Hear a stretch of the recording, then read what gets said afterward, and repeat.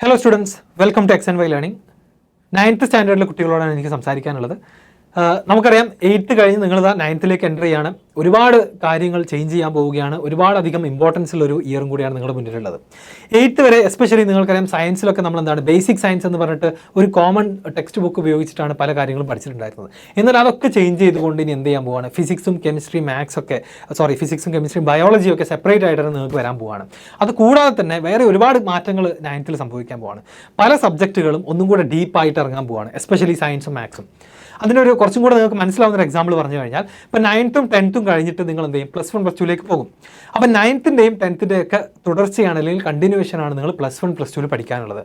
നമ്മുടെ ഫിസിക്സിലെ തന്നെ ചാപ്റ്റേഴ്സ് എടുത്ത് നോക്കുകയാണെന്നുണ്ടെങ്കിൽ നിങ്ങളുടെ ടെക്സ്റ്റ് ബുക്കിൽ നിങ്ങൾ 9th പഠിക്കുന്ന motion, force, work energy, power, gravitation, ഈ ചാപ്റ്റേഴ്സ് ഒക്കെ നമുക്ക് അതേ പേരിൽ എവിടെ പഠിക്കാനുണ്ട്, +1 പഠിക്കാനുണ്ട്. അപ്പോൾ നമുക്ക് ഇനി ഫ്യൂച്ചറിലേക്ക്, എസ്പെഷ്യലി സയൻസ് മാത്സ് ഒക്കെ ഇൻട്രസ്റ്റഡ് ആയിട്ടുള്ള കുട്ടികളാണെന്നുണ്ടെങ്കിൽ പ്രത്യേകം ശ്രദ്ധിക്കുക. ഫ്യൂച്ചറിലേക്ക് നിങ്ങൾക്ക് ഏറ്റവും കൂടുതൽ നിങ്ങൾ ബിൽഡ് ചെയ്തെടുക്കേണ്ട ആ ഫൗണ്ടേഷൻ എന്ന് പറയുന്നത് 9th സ്റ്റാൻഡേർഡിലാണ്. 8th വരെ നമ്മൾ ബേസിക് സയൻസും ബേസിക് ആയിട്ടുള്ള കുറച്ച് മാത്തമാറ്റിക്സ് സ്കിൽസ് ഒക്കെ പഠിച്ചു എന്നുണ്ടെങ്കിലും ഇനിയാണ് അങ്ങോട്ട് പലതും കുറച്ചും കൂടെ അഡ്വാൻസ്ഡ് ആയിട്ട് നിങ്ങൾ കൈകാര്യം ചെയ്യാൻ പോകുന്നത്.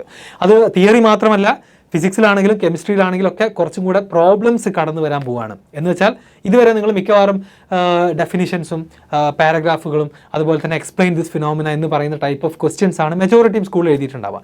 അതിൽ നിന്നൊക്കെ മാറി മാത്തമാറ്റിക്സ് ആവശ്യമുള്ള ടൈപ്പ് ഓഫ് ചോദ്യങ്ങളൊക്കെ ഫിസിക്സിലും കെമിസ്ട്രിയിലൊക്കെ 9 മുതലാണ് സ്റ്റാർട്ട് ചെയ്യുന്നത്. അതുകൊണ്ട് തന്നെ 9ാം ക്ലാസ് നിങ്ങൾ വളരെ വളരെ സീരിയസ് ആയിട്ട് എടുക്കണം. നിങ്ങളുടെ തന്നെ പല സീനിയേഴ്സും 9ലും 10ലും ഒക്കെ വളരെ സിമ്പിളായിട്ട് കളിച്ച് നടന്ന് വളരെ വളരെ ലൈറ്റായിട്ട് എടുത്തിട്ട് ഇപ്പം +1 +2 ഈവൻ മാത്സിലെ ബേസിക്സ് പോലും അറിയാതെ സ്ട്രഗിൾ ചെയ്തുകൊണ്ടിരിക്കുകയാണ്. അപ്പോൾ ആ ഒരു അവസ്ഥ നമുക്ക് എന്ത് ചെയ്യാൻ പാടില്ല, വരാൻ പാടില്ല. അതുപോലെ തന്നെയാണ് ലാംഗ്വേജിൻ്റെ കാര്യം പറയുകയാണെന്നുണ്ടെങ്കിലും അതിഷ്ടമുള്ള ആളുകളാണെന്നുണ്ടെങ്കിലും ഒക്കെ ഇപ്പോൾ നമ്മൾ കുറച്ചും കൂടെ മലയാളത്തിലാണെങ്കിലും ഇംഗ്ലീഷിലാണെങ്കിലും ഒക്കെ കുറച്ചും കൂടെ അറിയപ്പെടുന്ന ലാംഗ്വേജിലെ ഫേമസ് ആയിട്ടുള്ള ആളുകളുടെ പോയംസും അതേപോലെ തന്നെ അവരുടെ സ്റ്റോറീസും ഒക്കെ നമ്മൾ പഠിക്കുന്നത് എവിടെയാണ്, ഈ പറയുന്ന 9th മുതൽ കുറച്ചും കൂടെ അഡ്വാൻസ്ഡ് ആയിട്ട് നിങ്ങൾ പഠിച്ചു തുടങ്ങും. അപ്പോൾ വളരെ സീരിയസ് ആയിട്ട് തന്നെ നിങ്ങൾ പഠിക്കുക. ഇനി വേറൊരു കാര്യം എനിക്ക് മെൻഷൻ ചെയ്യാനുള്ളത്, 9th കഴിഞ്ഞാൽ പിന്നെ എന്താണ്, 10th ആണ് അല്ലേ. ഒരുപാട് കാലങ്ങളായിട്ട് നിങ്ങൾ കേൾക്കുന്ന ഒരു സംഭവമാണ് SSLC എക്സാം അല്ലെങ്കിൽ 10th ബോർഡ് എക്സാം. അപ്പോൾ 10th പോകുന്നതിന് മുൻപ് തന്നെ 9th എന്ന് പറയുന്നത് എന്താണ്, നിങ്ങൾ അതിലേക്കുള്ളൊരു പ്രിപ്പറേഷൻ ആയിട്ട് തന്നെ കാണണം. 10th എത്തിക്കഴിഞ്ഞിട്ട് വെറുതെ നമ്മുടെ ചുറ്റുമുള്ള പാരൻസിൻ്റെയും ടീച്ചേഴ്സിൻ്റെയും ഫ്രണ്ട്സിൻ്റെ ഒക്കെ അമിതമായ പ്രഷർ വാങ്ങേണ്ട ആവശ്യമില്ല. 9th മുതൽ തന്നെ നമ്മൾ അക്കാഡമിക്സും നമ്മുടെ ഷെഡ്യൂളിങ്ങും ഒക്കെ സ്ട്രക്ചേർഡ് ആക്കി കൊണ്ടുവരികയാണെന്നുണ്ടെങ്കിൽ SSLCയിൽ നമുക്ക് ആ ഒരു ഡിസിപ്ലിൻ കീപ്പ് ചെയ്യാനും പറ്റും, നല്ല റിസൾട്ട് ഉണ്ടാക്കിയെടുക്കാനും പറ്റും. അതിൻ്റെ കൂടെ തന്നെ എനിക്ക് പറയാനുള്ളത്, നമ്മുടെ XandY ഫൗണ്ടേഷൻ കോഴ്സിലെ സ്റ്റുഡൻസിനോട് ഞാൻ പറയാറുണ്ട്, അപ്പോൾ എല്ലാ 9th സ്റ്റുഡൻസും നിങ്ങൾ എന്ത് ചെയ്യണം, നിങ്ങൾ കോമ്പറ്റേറ്റീവ് എക്സാംസ് പ്രാക്ടീസ് ചെയ്ത് തുടങ്ങണം.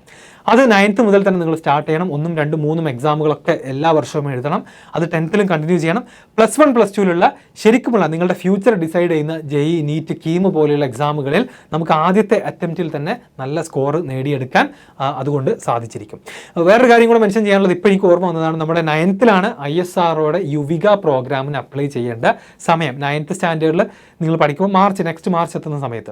അപ്പോൾ അത് ശരിക്കും പറഞ്ഞാൽ once in a lifetime ഓപ്പർച്യൂണിറ്റിയാണ്. നമ്മുടെ തന്നെ കമ്മ്യൂണിറ്റിയിലെ പല കുട്ടികൾക്കും കഴിഞ്ഞ 2 വർഷങ്ങളിൽ കിട്ടിയിട്ടുണ്ടായിരുന്നു. സോ അത്തരത്തിലുള്ള ഓപ്പർച്യൂണിറ്റീസ് ഏതൊക്കെയാണെന്ന് അന്വേഷിച്ചുകൊണ്ടേയിരിക്കുക. നമ്മുടെ XandYയുടെ ചാനലിൽ അതിനെക്കുറിച്ചുള്ള എല്ലാ ഓപ്പർച്യൂണിറ്റീസും കൃത്യസമയമാകുമ്പോൾ നിങ്ങൾ അറിയിക്കുന്നുണ്ടാവും. അപ്പോൾ അത് ചാനൽ സബ്സ്ക്രൈബ് ചെയ്യാം. ആൻഡ് നിങ്ങളുടെ ബാക്കിയുള്ള ഫ്രണ്ട്സിനും നിങ്ങൾ ഷെയർ ചെയ്ത് കൊടുക്കുക ഈ ഒരു വീഡിയോ. 9th സ്റ്റാൻഡേർഡിൻ്റെ ഇമ്പോർട്ടൻസ് കൃത്യമായിട്ട് മനസ്സിലാക്കിയിട്ട് അതിനനുസരിച്ച് നിങ്ങളുടെ പഠനം നിങ്ങൾ എന്ത് ചെയ്യണം, ക്രമീകരിക്കണം.